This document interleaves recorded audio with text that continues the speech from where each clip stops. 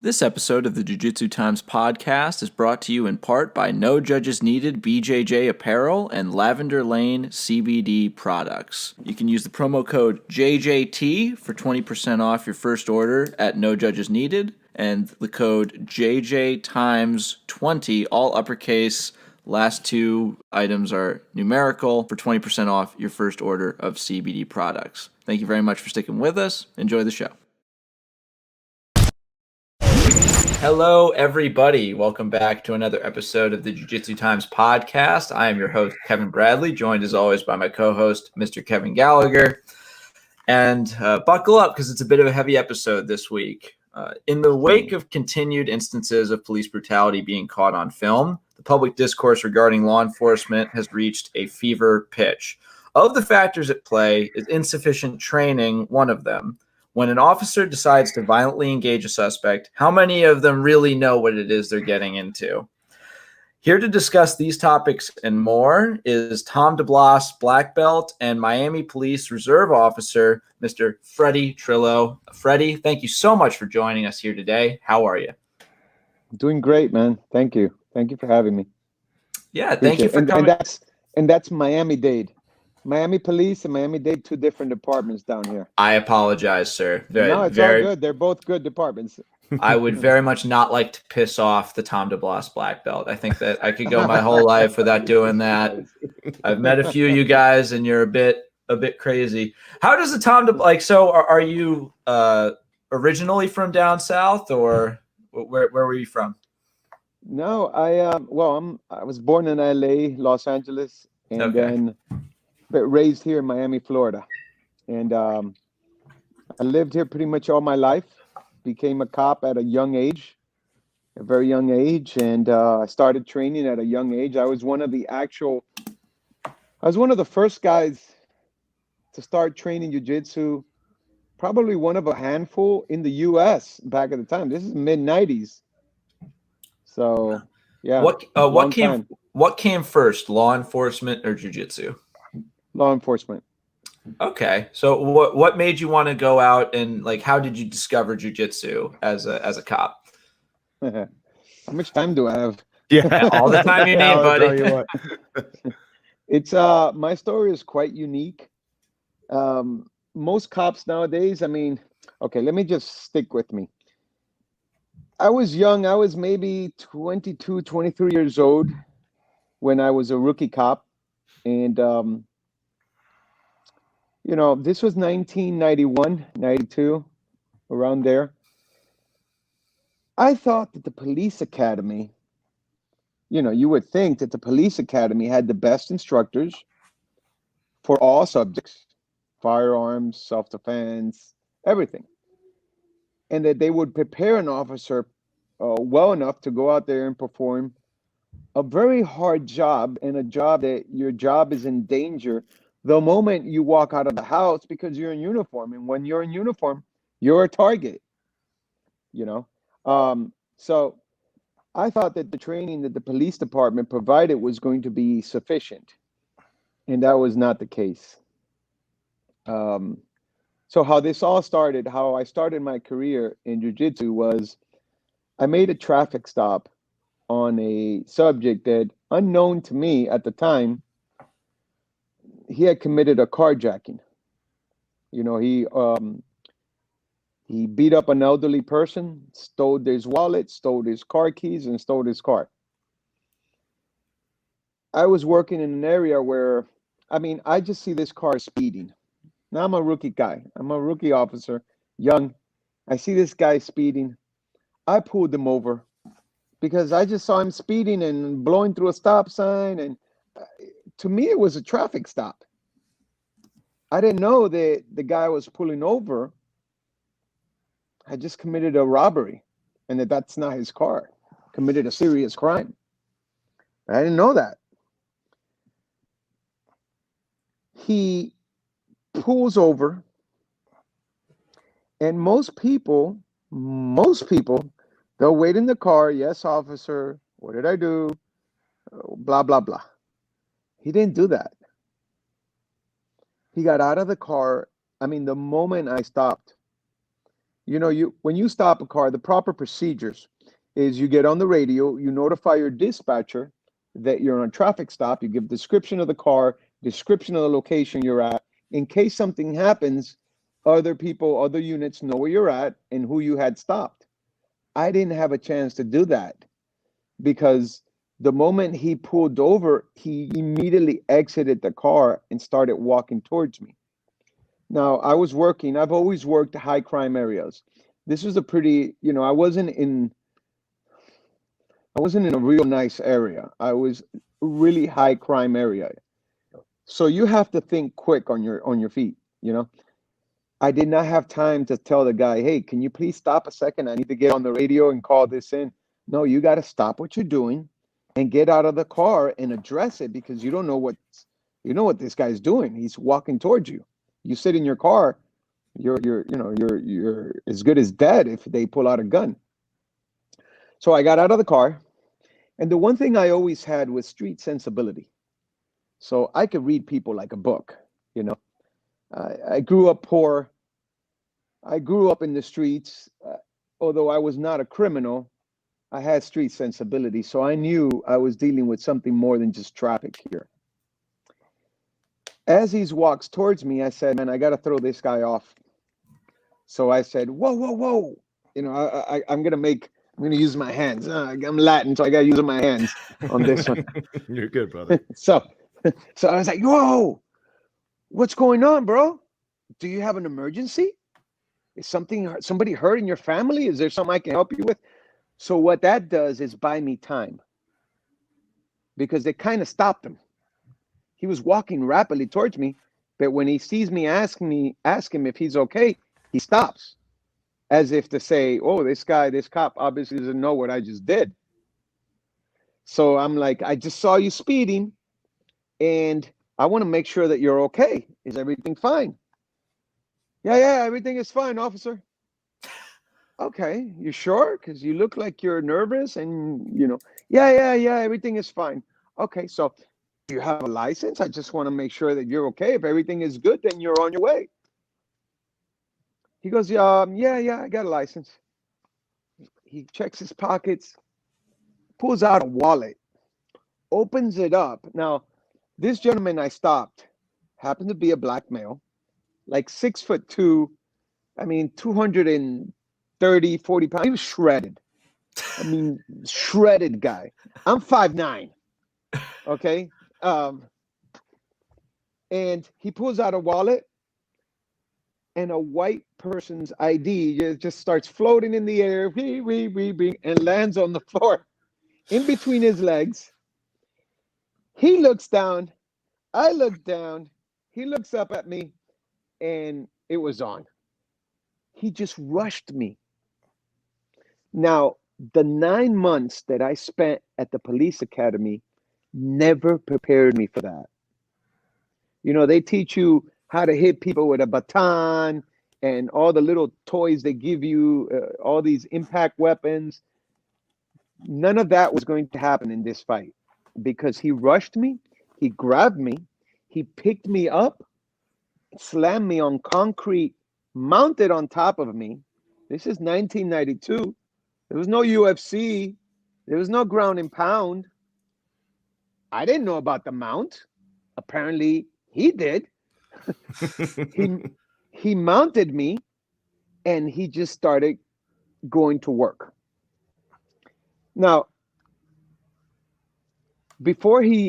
as he started to hit me, I was trying to reach for my radio to call in for help. He grabbed my radio, he threw it over the fence. He knew where my handcuffs were, ripped my handcuffs out of my pouch, threw them over the fence. So now I have no radio, I have no handcuffs. The only thing I have on me, there was no taser at that time. It was not out yet. The only thing I had left was my firearm. And now that's what he was after. He grabbed my firearm, but I had been smart enough to invest on my own in a safety holster. Because the academy, when you graduate from the academy, the department that sponsored you gives you some equipment But that equipment is not always the best equipment. They get what real basic equipment and they issue it out. But if you want better equipment, you have to get it. And I remember I did spend some extra money on a safety holster, a level 3 safety holster. And to this day, I tell everybody how any cop anywhere is working without a level 3 safety holster, that's an invitation for a disaster to happen, because that is what saved my life. He was trying to take my gun out. He couldn't take it out because of that safety holster. And he was dragging me all over the floor. One thing that I remember, and I'm going to make a long story short, the punches start coming in. It comes to a point where you're fighting, when you're in a fight, and I'm sure you guys have probably felt this, hopefully not, punches to your face so much, but you don't feel the strikes anymore. You just hear them like in your head, boom, boom. You don't feel the pain because the shock starts rushing in. Blood starts going into the areas that you're being hurt. And I remember looking at the sky, the guy's over me, and I'm looking past him, and I'm just looking at the sky, and I'm like, I cannot believe that this is happening to me. And I know that's the exact same thought that many people that are no longer with us have thought before they passed on. I can't believe this is happening to me. I'm in the middle of the street, a beautiful day, it was sunny, and I'm about to die here. I honestly thought I was going to die. He was trying everything in his power to kill me. The only reason I'm here today is because he got tired of beating me up. He gave me, my eyes were swollen shut, chipped a tooth, busted my lips. I had to get a cap on my tooth. Messed me up big time. And I remember going home. I think I stayed out of work for like 2 weeks. And a couple of years went by, and I started looking for different martial arts. I said, I need to do something besides what the police academy showed me to get ready for this, because what the cops had showed me was no good. It was garbage, flat out garbage. What they had showed me 9 months of the academy, nothing that what they showed me helped. So I said, I need to try something. So I tried karate schools. I tried striking schools. I went into all sorts of places and nothing. I said, nah, this is not it. Nah, this is not it. It wasn't until I don't know, when was the first UFC? 6 or 94, maybe 94, 94, yeah. Yeah, so it was a few years after this that I was sitting at a friend's house and the first UFC comes on. And they're like, hey, man, look at this little skinny guy. And, I'm one of the ones that started training because of Horace Gracie. And it was, yeah, but, in the beginning, what it was not about Horace Gracie. It was about which martial art was the best one, better suited. They had everything for a fight. That's what it was about. It was what was the best martial art, not really the best fighter. And jiu-jitsu was just like, jiu-jitsu was just destroying everybody. That's how I got started. I remember sitting there and I'm like, I don't know what this Brazilian's doing, but that's what I want to do. That's what I need to learn right there. And it was not long after that, I found a jiu-jitsu school in Miami. There was only one, and it was with Conan and Marcos Silveira. Conan, his real name is Marcos Silveira, and his brother Marcelo. He runs the ATT school now, Conan. ATT, Big Conan, yeah. right? Oh, okay. Yeah, ATT wasn't around back then. Right. It was they were under Carlson Gracie. Carlson Gracie was there. I have pictures to show me training with Conan and Carlson Jr. And Was back then it was called, Laborio there yet? Laborio was there. Curious, yeah. It was they were called Brazilian Top Team back then. It wasn't our American Top Team wasn't made yet. So I was with them for a couple of years. But then after a couple of years, I started training with the Valente brothers in Miami, and I really liked the program that they had. They were the first academy to really structure curriculums with lesson plans and stuff. And I found that pretty impressive. I thought that was very professional. The I just started Valentes are training with known them. for their combat, or what is it? The Jiu-Jitsu Yeah, self-defense program too. Yeah. they're heavy on the self-defense. Right. Combatives. Not big on sparring at all. I mean, Right. on sport. It's just all self-defense. By the way, just so I get this on the record, we screwed up. It was 93 that UFC won, was because there are people that will throw axes at us over that. So I just you guys don't know what you're talking about. Yeah. I know. Boy, it was a long time ago. That is a long time ago. But the timeline is perfect because, like I said, my incident happened in 92. So it was just a year or two after that I saw the first UFCs. So then I started training. I'm sorry. No, you good. Freddie, go ahead, man. So then I stayed with the Valentes for 17 years. I got my black belt from them. And that's where I got a lot of my meat and potatoes with self-defense. So, and then I branched out on my own. I wanted to go out on my own, and I wanted to train with other people. I wanted to move on and learn because there's so much to learn from everybody. So I remember I met Tom DeBlas in a seminar, and wow, Tom is Tom. And I started training with him. He saw a lot of weaknesses in my game that I needed to hear. He fixed it. And I felt that I was like, man, I was pretty good, and now I'm a lot better. And because of that, I've really surrounded myself with really good instructors and helped me become what I am today. So it's not about me being super. It's about I've been able to gain a lot of knowledge, and now I'm able to teach it to my students and to everybody. Yeah, man, that's Freddie. First of all, man, that's an amazing story. And I think that first and foremost, I always wanted to make this point. There's lots of problems with the police force, and there's lots of problems with things that are going on. There's lots of problems that have materialized that have led us to the point we're at.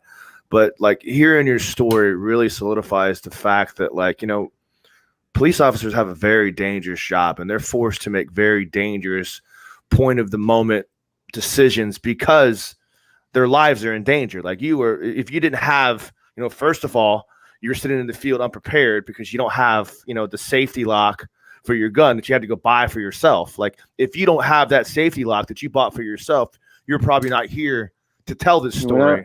I'm not here. Right. Was that real quick? Was that expensive? Do you remember? Or? Yes, it was. Really? Oh man. Those safety. They give you the department will give you the cheap holsters. They cost like $50. I don't know. The real expensive one are over 100 and something. So they'll give you a good gun, but not a holster that makes sure it stays yours. That's great. Listen, one thing that we'll get out of this podcast is you're not always going to get the best training at the police academy at all, whether it's firearms or anything. You need to step outside of it and get your own training to really become proficient in whatever it is that you feel you need help in, whether it's self-defense or handgun shooting or some type of tactical training. That's actually let's go back to that. So you found jiu-jitsu as a police officer. You're now supplementing your work with advanced training in grappling. Can you take us through any times in your career since that point that jiu-jitsu has really helped you maybe de-escalate a problem or help resolve issues without using violence? If you can recall any. Okay. I have to be careful how I say this because, like you said earlier, there's a lot of people that get their feathers ruffled and they get upset at if you say one thing that they don't agree with. Right. When I tell you that I got to practice jiu-jitsu almost on a daily basis for 20 something years, I am not lying. I was a very active officer. I was always part of specialty units. I wasn't a traffic cop. I wasn't one of these. And I'm not saying those guys are bad, but I wasn't those guys that hide behind a tree. Oh, I got a speeder. Let me write him a ticket. I don't have time for that BS. That wasn't me. Those guys are important. They need to do that because we have some people that disregard all sorts of laws. But that wasn't me. I was part of tactical units, the crime suppression units, robbery units, SWAT, special response team. I was doing the work that not everybody wanted to do. And the guys I were after were armed robbers, were rapists, were people that were wanted for murder. Guys that committed really bad crimes. So these guys are not voluntarily going to jail. So when I would go after them, many of them, they put up fights. Now I want you to think about this. I had one of the highest arrest rates for the department. There's many guys that have high arrest rates. But when you arrest a lot of people, you usually get a lot of complaints. I didn't have a lot of complaints because I was very fair, because I didn't have to be.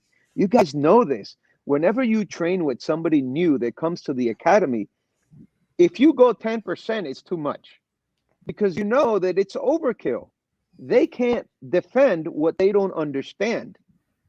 So when I tell you that when I'd have a guy and he takes off running and I'm behind him and he's jumping fences and I'm jumping fences, I'm not trying to beat him to the race.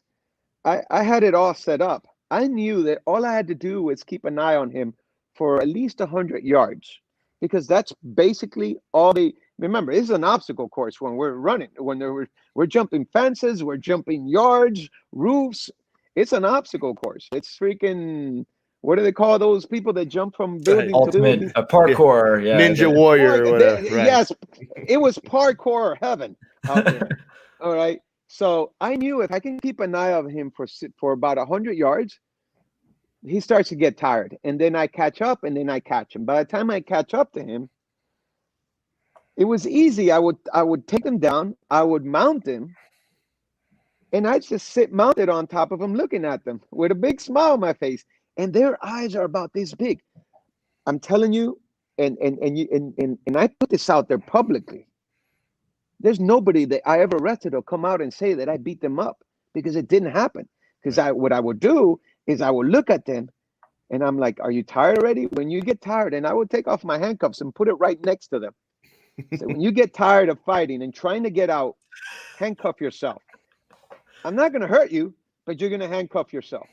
Jesus. Their eyes would be about that big because they couldn't figure out what I was doing to them. They didn't know what the mount was. You know, when you mount somebody in the street, what are they going to do? The first thing they're going to do is do what? Try to push you off. Try to push you off. So what do? We swim through the arms and we wait 30 seconds, if that, and it was over. After a 500 yard sprint, then they're already dead. Right. It's over. Handcuff them, take them straight to jail. Which is the basis of what Jiu-Jitsu is about. Every single day. Right. Yes. So when I tell you I didn't have to hurt anybody, for me to hurt somebody, I would be a bad guy. I would be a bad cop. Just like that, the George Floyd thing. That's a bad cop that abuses power there. I didn't have to do that. First of all, because I'm a good human being. Because I can't go out there and hurt somebody that's defenseless. Now, if you want to fight me, it's a different story. We're in a fight. But most of these guys, they're not fighting you. They're just trying to get away. And I knew that. So I just do what I have to do. Let's talk a little bit about the psychological edge that training jiu-jitsu gives you. And in particular, you talked a little bit about in your initial story about how you attempted to de-escalate the situation from the beginning by asking the guy, "Hey, are you okay? Is your family all right?" First of all, like when you're on the force, do you have courses in de-escalation? Do they give you courses to try to help you how to de-escalate problems before they occur? Yes, they do. Yeah. They do. Okay. I'm just curious about that. Then secondly, I work, and again, I hate saying this, but I'll say it again. What the hell?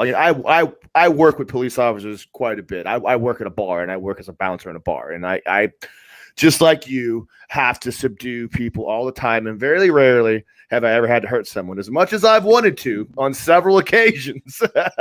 Like very rarely especially do I have drunk. Right, exactly. Very rarely do I have to do that, simply because I am completely aware of the fact that I could harm this person if I want to, but it's much easier to subdue them. Beside the fact of anger issues and being a good person and not wanting to inflict harm, I know that if I do damage to them, I'm probably going to go to jail. So Right. the point I'm trying to make is this. So I have gotten those skills from training jiu-jitsu over the extended period of time. There's a certain sense of confidence and a certain sense of conquering my own ego that I've attained through the lessons of getting my ass kicked over and over again in jiu-jitsu, continue to come back and realizing that ego isn't really important. How much of a factor do you think that plays in seeing some of the issues of police brutality? First of all, you have a guy, if the cop can't subdue a guy, unfortunately, his only recourse is to start to go for his weapons, and things start to escalate to a point of advanced, combat, potentially deadly combat.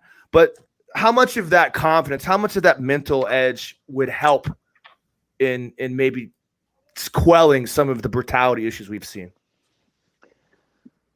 I've seen a couple of incidents. We've all seen them in the last couple of days. Just recently, the one in Atlanta, where they killed that guy. Yeah, it's so unfortunate. I see those incidents, and you see them too. And you look at these officers fighting with these subjects, and I'm like, man, I got teenagers 100% that are students. They could handle that way better than those two adult grown men could have. Right. You have them in your academy. I have them. Every academy, every jiu-jitsu academy across the world has students that could do what these cops can't do. Even Blue Belt Kevin probably could have done a better job. I mean, it is 100%.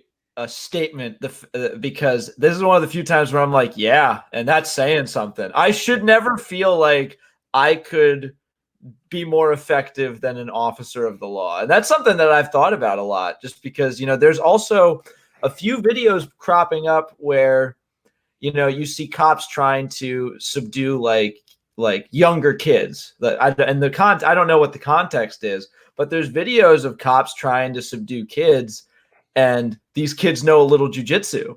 And there's one, like, I think in South America, where this cop shoves the kid jumps onto a mount, like a guillotine, and pulls guard and puts the cop out, and that's these people are just around in the world that can do these amazing things. And these cops that should be at least familiar don't seem to be familiar at all. Okay. How do you feel? And unfortunately, with the incident with the murder of George Floyd, you're seeing this cop in a position where, if you're not a jiu-jitsu guy or a wrestler, I could see where you'd maybe think, oh, he's just kneeling on him a little bit. But we are all experienced enough to know what that looks like and feels like. Did you see the video of the Floyd? Yeah. Yes, I did. Now, as an officer, but also as a black belt, how did it feel to see an officer use that kind of position with seemingly no awareness as to what that position was doing? Anytime I see an officer in a fight and the officer doesn't know any jiu-jitsu, I get pissed off. But I don't get pissed off at the officer. It's not his fault. It's the department's fault, because the department set him up for failure. The department did not properly train him, did not properly give him the tools he needed to take care of that situation. Now, we've come a long way from the 1990s. There's a lot of departments are starting to teach, to implement. They have implemented jiu-jitsu in their training. The thing is that here's how let's get to how we fix this. Because we can't, a lot of the cops out there today, if they're not training jiu-jitsu, they're probably never going to do it, regardless of whatever we say. They're not going to do it unless they start very fresh in the academy day one, in the police academy. So I get asked, how do you change this? implement jiu-jitsu for every officer brand new that starts the police academy. Stop wasting 9 months of garbage techniques. Oh, learning to hit somebody with a baton or an asp, wrist. Man, I didn't have to do any of that stuff in 20 years. I never had to do wrist controls. None of that stuff. That's all garbage. Freddie, if you ever wrist locked someone, you would be an asshole. Bro. I don't care if this guy robbed Fort Knox. If you're a black belt and you wrist lock, I'm like, wow, Freddie, come on. Bro. So here's the thing. So if you mandate, if you build a curriculum, and we know it works because it works with our regular students in our academies, why wouldn't it work? If you give me a student for 1 hour a day for 9 months, 1 hour a day, you're not going to have a problem with that officer. At least in theory, you won't have a problem with that officer because he'll know how to control somebody without having to resort to any strikes. So a lot of departments hire me to do seminars, and sometimes they'll ask me, do you need bags for striking? I go, nope, I'm not going to teach any striking. I don't teach any striking. You guys want to teach striking? You teach it on your own. I don't teach any striking. Well, what do you mean? You teach self-defense, but there's no punching, no kicking? I go, no. And why not? Because I never had to do that in my police work. You're hiring me for my expertise. It's not like I learned it from somebody and now I'm teaching it. No, guys, I did this for 20-something years on the streets. I know what works, what doesn't work. Just like Kevin Gallagher. He knows what works and what doesn't work. Okay, he knows that half the stuff you don't need it. What do you need? You need a good takedown, good mount control, and that's it. Know how to do a kimura. Kimura's a solid move. Yeah, that's it. Kevin, tell me, am I right or wrong? Yeah. You learn how to put the hooks in if they go to their belly. That's all you need. That's it. Game over. Yeah, that's it. Some departments. Go ahead. What I'll say is this: is that like just like you said, you're not going to learn that by training once every 6 months or the real beauty of jiu-jitsu is the fact that we train over and over and over again, simulating these real life circumstances to the fact of where we know not just how, because I always am a firm believer in this. And I say this all the time, like the beauty of jiu-jitsu isn't really about its techniques. Their techniques are Krav Maga and some other techniques that are far more superior, in my opinion, to the techniques of jiu-jitsu. What makes jiu-jitsu so special is the ability for us to recreate what real life scenarios are like over and over and over again so that we learn how to think and we learn how to be prepared for those situations. Because if you tell that story again from day one when you walk on the street and that guy charged you, if you train jiu-jitsu for an hour a day over 9 months, it's a completely different story. It's not even a story anymore. It wouldn't be in the news. It wouldn't even make it, right? Do you know how many? There's a lot of cops train jiu-jitsu nowadays. You don't hear about them in the news because it's not news. They're not cracking people's heads open. They're not choking anybody out in front of a camera. They're taking care of business, and they do such an efficient job at it that it's not newsworthy. And what makes news? The ones that don't know it. The thing about jiu-jitsu too is like I mean I firmly believe that, you know, again, it changes lives. I see it all the time. It takes people that are weak and makes them strong. It takes us strong and gives you humility across the board 100%. It will make you a better person. And by forcing these police officers who sign a contract, you know, police officers don't go to be police officers because they're dickheads. You know, I guess I won't say that across the board. There are some people that want to go get a paycheck and they have some complexes. But I will say the vast majority of police officers that I know really want to make a difference as a police officer. When they sign up, they want to be better people. They want to help society in one way or another, right? So if you give them the opportunity to be better people, to understand how to do that effectively and to understand how to make themselves realize, not just from a physical standpoint, but from a mental standpoint, how to truly do a better job and truly maintain their mental capacities. They'll see that jiu-jitsu is amazing. If you train, half the people I know that train jiu-jitsu that aren't cops, that train like once a week, twice a week. In 3 months, they're hooked and they're training for the rest of their lives. You take a police officer that really wants to make a difference in the world and give them an opportunity, they're going to love it. Okay, I'm gonna just stop you right there, though, just because you said, like, you know, it makes weak people strong, you know, and I used to be weak, but now I'm just weak and I have a knee brace on right now, so I'm waiting for the strength to come a little bit. But that's actually Kev G kind of brought up a pretty good point, and that's that I think, like, all of us have been training long enough to realize that there are some, even though that this is a sport where most of the assholes get weeded out very early on, a few of them stick around, and, you know, and now they're assholes with jiu-jitsu, and they're, you know, they could be a problem for a gym. They often got to get talked to a lot.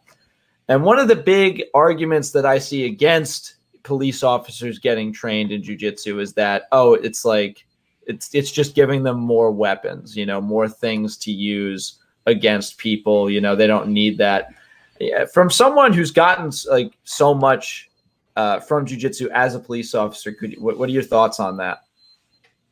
When I get that a lot. Oh, no, man, just a post.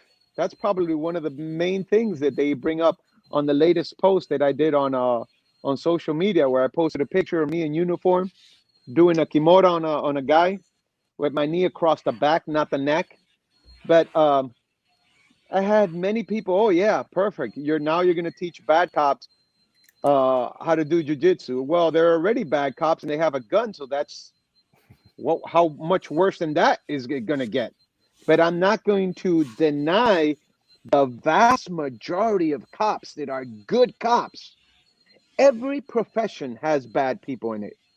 Every profession, doctors, presidents, lawyers, every profession has bad people in it, but the vast majority are good people. So I can't think about the bad people that I'm empowering. I need to empower the good people, because I'm sure that those officers for that incident in Atlanta, they didn't wake up that morning thinking they were going to kill somebody or wanting to kill somebody. Things happened. But I guarantee you that those are the people that I want to reach. Those officers, they have no clue of what to do. Give them the proper tools of how to handle situations like that. It could be done through jiu-jitsu. How do you fix this problem? Go back to what I said earlier. Mandate it. It's not going to happen overnight. But if you mandate it from day one, police academy training, in 10 to 15 years, now this is long term, but in 10 to 15 years, those rookie officers that you started teaching jiu-jitsu, that at least got a full year of jiu-jitsu and are climbing up the ranks. So they're rookies today, but tomorrow they're captains, they're chiefs. And now you'll have a whole department with knowledge and understanding of jiu-jitsu. That's how you change the landscape. It's not going to happen overnight, but that's how you change it. With better understandings of what brutality is and how to regulate it on that basis. Because I think that's the big problem. And I say this a lot. And I have tons of friends in the police department. Believe me, I have tons of relationship with friends in the police department. And very rarely do I find just dickhead cops. I really do. I mean, there are some out there. There's definitely some bad cops out there. Come to Connecticut or Jersey sometime. Well, there's definitely police officers that are protected. We'll get to that later. I'll ask you some of the reasons why you feel that's happening.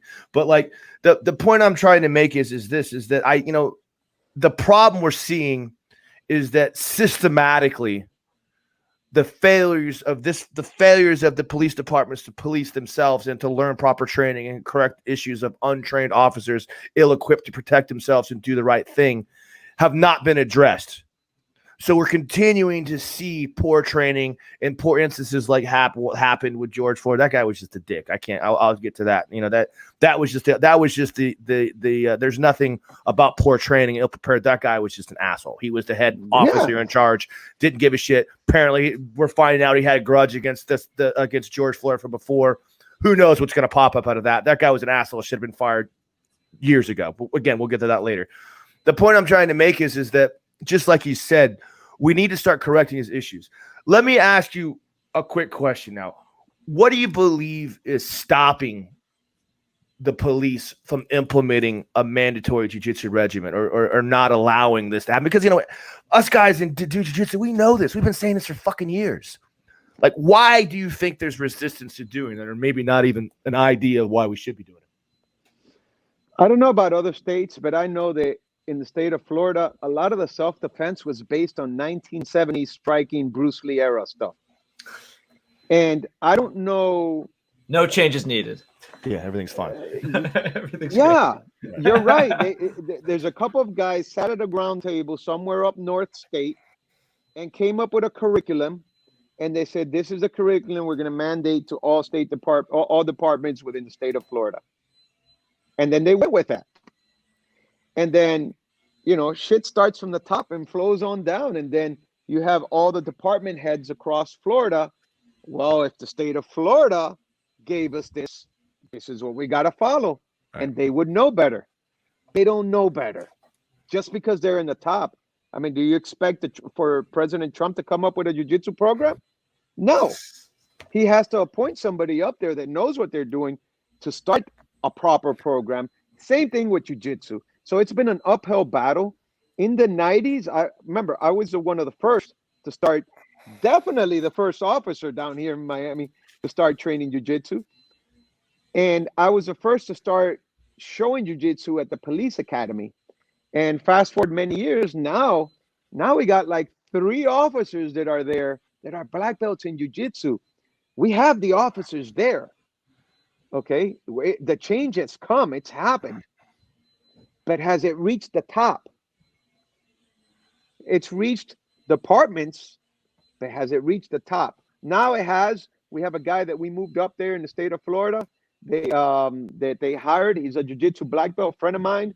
And he's helped implement the curriculum and added more jiu-jitsu into the program. But he's just one guy, a jiu-jitsu guy. So it's just one guy. And then you have 10 other guys that are not jiu-jitsu guys.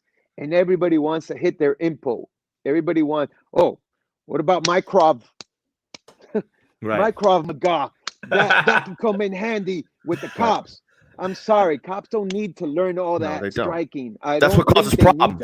That's why we have shit that goes down. Because you got some guy on video now. He's fucking elbow in the head, got a broken nose. Instead of you, that doesn't make the news because you peacefully subdued of an attacker. You know, it makes me in fucking sane. And I think again, what I always draw back to is this: now when you have people that are going to come in to revamp the police office curriculum on self-defense and protection, who are they going to ask? They're going to ask those old school dudes that have been running the show for so fucking long that are fucking clueless, because it's obvious they don't know what the fuck they're doing because shit is still fucked up.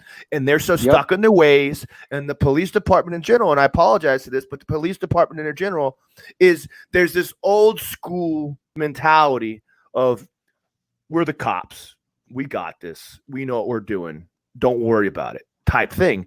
And that shit ain't going to fly no more, because that's what happens. This is why things that are happening now happen. They don't know what they're doing. Yeah. The vast majority don't know what they're doing. Right. I tell them all the time. It's ridiculous. But, you know, like I said, change is slow. There's a lot of things happening now in the news. People want change, talking about defunding cops. You know, guys, cops is not the problem. It's the training that's being implemented. If you want change, force the department to issue better training for the officers. Force them to issue more jiu-jitsu for the officers. You want positive change? That's the positive change, because we all know that with jiu-jitsu, you're going to have less injuries to cops. You're going to have less injuries to the subjects they're arresting, and you're going to build better trust with the community, because you're not going to be hurting people, and that's what they want. Okay, so now they took away the rear choke from a lot of departments across the nation. Not a problem. I can still deal with that. Because when you guys know, when you're training, how many rear chokes do you get when you're training? Maybe once every few Have rounds. they banned leg locks in the police yet? No, no leg locks. That's like really extensive. You don't need to go that far Yeah. down the hole anyway. Yeah. Let's not. So, conspiracy theories that the IBJJF is in league with the federal government. Hey, listen. I go back to me. Yeah. What were the moves that I used the most? Gallagher will tell you. Kimura, the Kimura lock, because you can get it from anywhere. Controlling the mount and controlling the back mount with hooks, seatbelts. Really, that's all you need. That's all you need. That's all you need. You don't need to do arm bars. Let me ask you another You don't need to do any of that stuff. Go ahead. Let me ask you. I want to get your opinion on this, because there's a part of me that understands the argument for defunding, and I'm going to defend it in this way, and I'm going to get your opinion on this, because I've heard other police chiefs and other police officers talk about the fact that, we use the police officers for anything. There's and like if there's a drunk on your doorstep, you call the cops. If there's a cat stuck in a tree, you call the cops. The police officers are overused in circumstances with situations that could be helped preemptively through social programs, to putting more money into helping with the homeless situation or helping with poverty and blah blah blah blah blah, and better utilization of that money. What do you say to people that say things like that, and the fact that, well, we should just defund the police officers right away, skip them out? The police are doing too much. This is why this situation is revolved, because they're asked to do so much. Well, I feel like any defund, like just to clarify, from what I understand from my own research, no one is saying immediately defund all police departments. I think there's been a lot of talk of restructuring and reevaluating where to place resources. But yeah, I think, any insight you might have as someone from the inside for such a long time would definitely be valuable. I'll be honest with you. At my level, most cops, we don't deal with, when people talk about defunding, most of us cops, we have no control with. We don't know where the money is coming from. Right. We just get paid to go out and do a job. So when people say defund the police, okay, you could defund the police, but that doesn't really affect us, because it's not like we're getting extra money. You get paid a salary and you work, these are your hours. So when you're defunding, I think people have a misconception. They think that cops are getting extra money in their pockets. We're not getting any extra money unless you're working overtime. If we get new cars, okay, we get new cars. If we have old cars, we stay with the old cars. But defunding, I don't know. Maybe I'm not the one qualified to answer that. That would be somebody high up in the ranks that could understand how the budgeting works with departments. All right.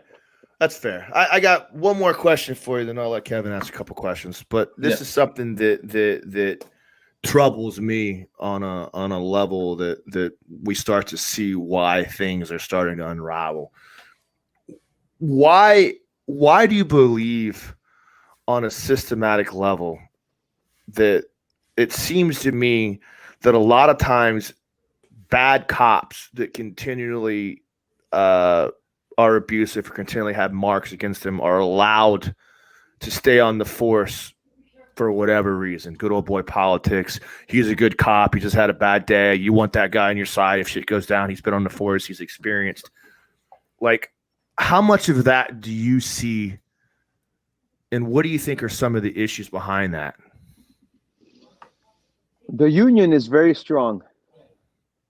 The unions for cops is strong. And they defend these cops with all sorts of, listen, we all know them. I know a few cops that have no business being cops. It goes back to what I said earlier. Every profession has somebody that you're like, how the hell did this guy become a doctor? Or it happens in every field of work. And then you have them in police work. I've seen some that I'm like, I had a guy once that I told him, man, you have no business being a cop. You should go back to your old job because this is not for you. He's still on the job today. So I mean, they happen. They're out there.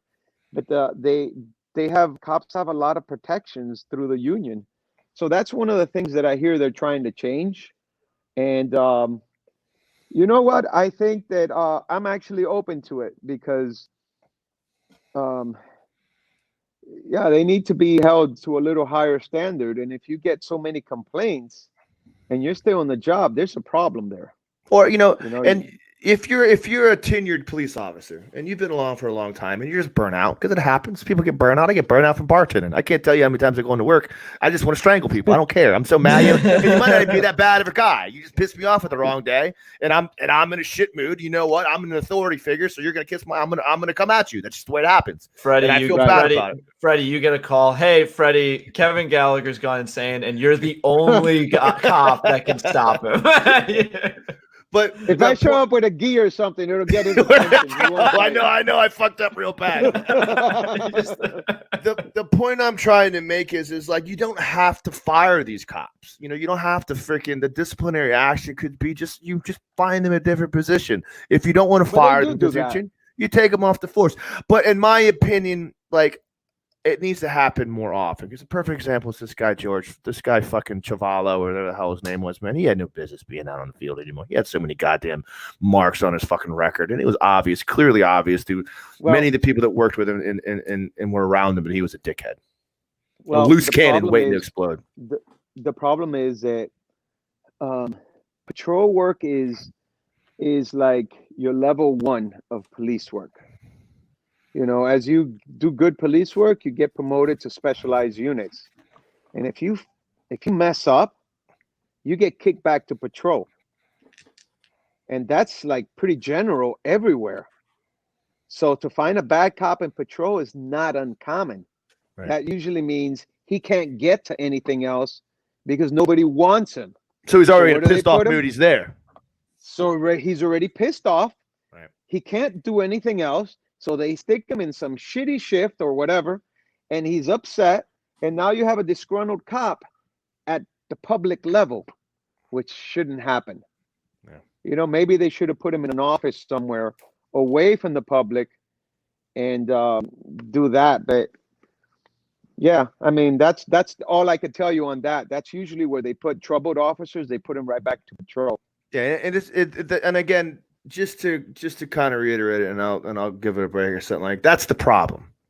That's the problem. The problem isn't the police are these, fucking what's the word, like stormtroopers that are used by the government to keep us in line and do all these things like that. And like, yes, there are issues with racial problems that stem, but that goes way beyond police force. That goes to systemic issues of racism that have happened back from slavery that we still haven't gone over. And then that's a whole nother podcast. Right. I'm talking about. That's a whole nother fucking social discussion that we could do 8 installments to try to figure out and solve. Yeah. Right. The point of the matter is like, these problems with the police force have to be solved. This good old boy politics shit has to go away, because if it doesn't, we end up with situations where now people are up in arms, burning down buildings because they can't handle it anymore, and they want to throw the police force to the wind because they say it's broken and we're over it. We can police ourselves. Good luck with that shit. I only require a few, just to take off from that and to sort of give my thoughts. I want a few things from cops, and I'm pretty privileged. I'm not going to get pulled over like a lot of other people are, but I never want to see an out of shape police officer. If you're a cop and you're fat, I'm going to hate you a little bit, just because your job is to be in shape. And if I can do it, then any single celled organism with access to a dumbbell can do it, and I think jiu-jitsu offers a pathway for a lot of things. I think it's a pathway to understand yourself better, and it's a way to understand your fellow man better. You might be in the force and you've never really had to confront people as people, and you see them just as threats. And I think jiu-jitsu, combat in a controlled environment with a bunch of people, in my gym, I train with people that if it weren't for the gym, I'd never meet. I'd never interact with these men and women, and I always value that. And I think that if you give cops that same opportunity, it might soften them and make them better people. I think jiu-jitsu has a power to make you a better person. But I don't know the answers. I don't think anyone knows the answers. I think a lot of assholes end up being police officers. And We got to figure out a way to keep whatever force exists. Like if say the police are all defunded and we end up with something new. I want all those people to not be assholes and to know jiu-jitsu, because if that's the road it goes down, I'd like for the worst thing to happen to me that, oh man, my guard got passed and I'm now in 50-50 and the heel hook's there for him instead of getting, shot. But, and Freddie, I know you've got a lot of opinions on this, so like just because I know you got to get going, I would love to get your just like in terms of seeing America right now, seeing the situations, then the conversations that are happening. How do you feel just as someone who's given, their life to being a law enforcement officer, who's, done their duty to the best of their ability and gone out of your way to become better outside of the police force, get that really good safety harness, become a black belt in Brazilian Jiu-Jitsu, like make yourself as effective as possible. How do you feel? I feel bad. I feel really bad for the officers that are out there trying to do a good job. Let me tell you, like I said earlier, the vast majority of cops are good people. Whether they know jiu-jitsu or not, they're good people. They mean well. And they're doing a job because they care. Okay, they put their lives on the line every single day. And it really hurts me. Somebody has been in this for 25 years who wore a uniform with pride. And now, because I have a lot of cops, and they all tell me that they have to take their own food prepared in the house because they're now afraid of going anywhere to eat, because they're worried that they're going to spit on somebody's in their food or something. Everywhere they go, they get looked at with mean eyes. That's not supposed to happen, man. Yeah, these guys messed up, but the vast majority of officers are good officers, and they shouldn't all be put in the same boat as these other guys that have really messed up, and I just feel it's unfair. And what the people are asking for, less police. Be careful what you ask for. Know your history, or you're bound to repeat its mistakes. You get rid of police, who's left to help you out? Right. Look what's happening now in Minneapolis. Right. They allowed that area to get under control. I think that's Seattle you're thinking of, is the autonomous zone where it's taken over. Yes. Yeah. Well, yes. Supposedly they started, they're going to police themselves. But now it's getting out of control because it goes from policing yourselves. Okay, we're going to police. Now we're requesting money from people. So you see how it starts changing, and it starts becoming an evil place where they start empowering themselves. So the very same thing they're fighting against, they are becoming. Yeah, I agree with you, Freddie, and it's hard for me to say this because like I 100% understand. Like I believe me, like I said, I always say this, like I'm a white guy that lives in America. Like I'm doing okay. I'm not feeling the same issues of racism that probably you have felt in your life, or many of my African American friends have felt in my life. So it's difficult for me to say I can understand what they're going through. I can relate to it and I can see what they're going through, but to say I can truly understand it, I couldn't possibly begin to talk on that in the same way that I couldn't possibly begin to talk on what it's like to be a police officer in fear of your life that's underprepared, that has to deal with criminals, because that's your job. You got to deal with dangerous people. That's what you do. And your number one priority is to make it home alive. So the overall theme that I want to try to say here is that, I still want to believe that we live in the greatest country in the world. We still live in America, the land of the free, the land of opportunity. And the systems that we have implemented for laws and regulation, we've built them up over 200 years, 250 years of progress to the point that we are now. Now, is it perfect? Absolutely not. Are there still problems? Absolutely. Are there still things that need to change, that things that need to be fixed? 100%. I do believe that we are working to fix those problems. So to say all of a sudden now, screw it, throw it all away, we're going to start over again, that's just not right, man, because you're a long, long way from getting that right. Because you want to talk about policing yourself, you want to talk about doing the right things, believe me, there is still evil in this world, whether you want to believe it or Oh, not. And yeah. the police officers are here to protect us from that. And I thank you very much for everything you've done for your service, just like I thank every other officer I see on the street, because they do a dangerous job and they protect us, because nobody wants a fucking cop around until you need one. I mean, like, if my car's stolen, you know, who else am I? I'm not going to call the Ghostbusters. But yeah, to echo that, Freddie, you know, I understand that, you know, this is a very rough time for America. You know, a lot of problems that have been going on for hundreds of years are being readdressed and discussed about.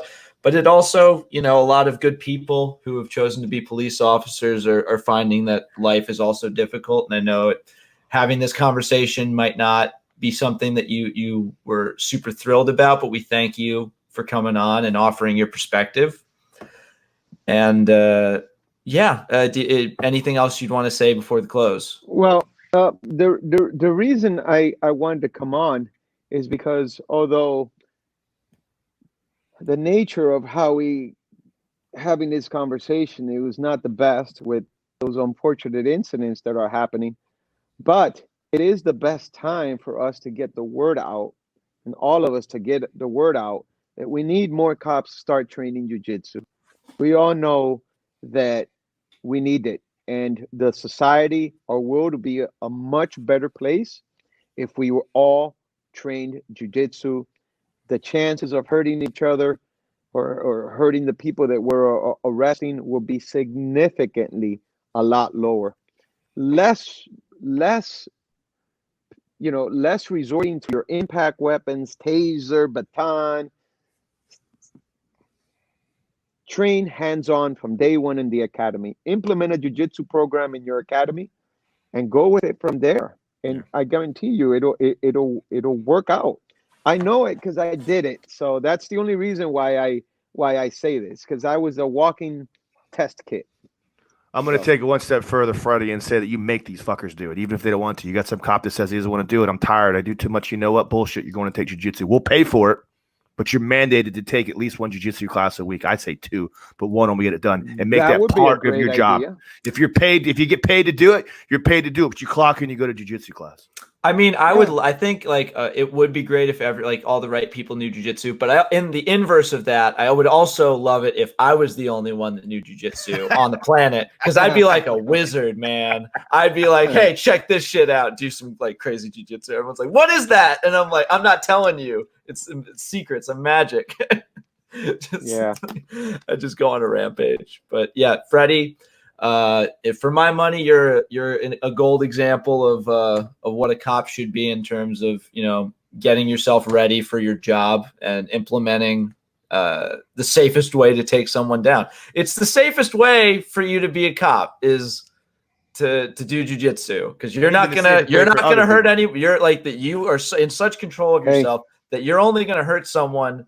That was another reason, is like if you start training cops in jiu-jitsu and the rates of Kimura related or like rear naked choke related deaths or guillotine related deaths shoots up, you can point it increase. If you increase the amount of training, you increase accountability, because it can't point to the fact that these guys are undertrained. You know, you can't point to ignorance. You know, it gives them a little bit more ability, but it takes away people's ability to say, oh, they just didn't know what they were doing. You know, no, you did. And then it educates the public. Look, everybody jumped on the bandwagon and they eliminated rear chokes. That guy wasn't even rear choked out. That was a knee on the neck that not one department in the entire world teaches that technique. Yeah, Nobody teaches that. I've had to choke because people of that, they before. abandoned everything. Yeah. And now with the taser, with this incident in Atlanta, now they're talking about get rid of the taser. So what are you going to have left? You're taking everything away from the cops. The only thing left is their firearm. You're going to take that away too? Right. Well, I think that is a really solid point to end. Once again, Freddie, thank you for coming on. Do you have any any gyms or stuff you've got going on that you'd love to plug? This is usually a time we do that.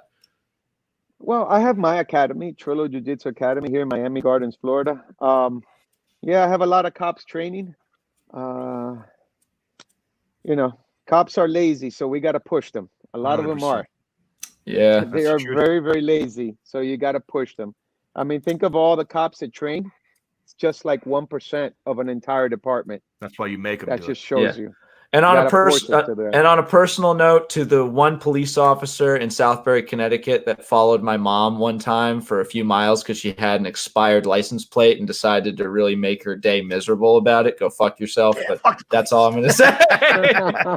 Yeah. That's all I'm going to say. You know, that's wouldn't just be it. me because That I don't wouldn't- do that. Freddie, I feel like you'd take a look at my mom and go, I'm not going to fuck with her. She's crazy. No. All right. Well, Just like that one incident, the guy there was the Atlanta thing. Because I've done it. Yeah. I've walked up to a guy passed out in the car. I don't have time for DUI, bro. You got somebody to come pick you up? Yeah. Yeah. Okay, come here, pick you up. You need some? I'll put you in the car, take you to your house, drop you off. You know this man? Yeah, that's my husband. Get in my car and I drive. I've done it. I actually had a Jesus. cop drive me home one night. I got lucky. I don't know how it happened. I was in the Wow. back of a car. I was like, you happens a lot, promise you drive man. me home? It happens a Jesus. lot. So there's a lot of good ones out there, like myself, that and the one that did it to you. There's a lot of good cops out there that do it, but we don't get the headlines. Yeah. All right. Well, this has been a very heavy, but also informative and like enlightening episode of the Jiu-Jitsu Times podcast. Once again, thank you to Mr. Trillo for stopping by and giving us a very unique perspective on this incredibly divisive but important issue being talked about in America today. Awesome. To all our listeners out there, please stay safe and remember to love your friends, love your family, and train hard because jiu-jitsu is starting to open back up. I know in Florida it's already back, and in Texas and a few other places. So get to training when you can. But yeah. Oh, if there's any cops that want to go over, you can go to my YouTube channel. I got over 100 videos, and I have a lot of them showing police techniques that they can What's watch the name and of it? implement. Freddie Trillo at YouTube. No, YouTube? just Trillo Academy Trillo on Academy. YouTube. Cool. Academy. I'll throw up a link. Find it. Hey everybody, Kevin here. Due to technical difficulties, the closing part of this most recent episode was actually lost, so I'm here to film a very quick ending segment just to remind everybody that these are very difficult times and difficult conversations that we're having, and like everybody, we're not always going to get it right, but we're counting on you guys to hold us accountable and keep us honest and let us know what you think of these deeper types of dives that we're starting to do. I'm bringing greetings from Kev G as well on that. But like I said at the closing, stay safe, hold your loved ones close, and remember to look for the helpers, as the immortal Mr. Rogers once said. And that's about it. Thank you. And have a good night.